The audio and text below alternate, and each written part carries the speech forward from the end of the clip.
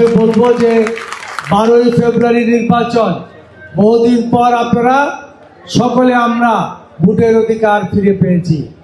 এই ভোটের অধিকার আপনার গণতান্ত্রিক অধিকার। বহুদিন শেখ হাসিনা ভোট দিতে দেয় নাই, তার ভোটের দরকারও হয় নাই। সারা দেশে আজকে উন্নয়ন শুনেছি, গ্যাস নাই, আপনারা নিজেরা কষ্ট করে রান্না করেন, সব জায়গায় এই সমস্যা। ইনশাল্লাহ আগামী দিনে আপনাদের গ্যাসের সমস্যা, আপনাদের রাস্তাঘাটের সমস্যা সমাধানের পাশাপাশি এলাকায় সন্ত্রাস, মাদক এবং চাঁদা মুক্ত একটি ঢাকা 11 আসন করব।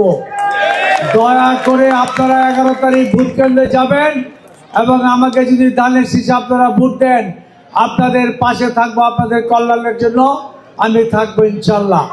আমি আর বক্তব্য দীর্ঘায়িত করবো না। আপনাদের তাবারক বিতরণ সহ একটু দোয়া মাহফিল হবে।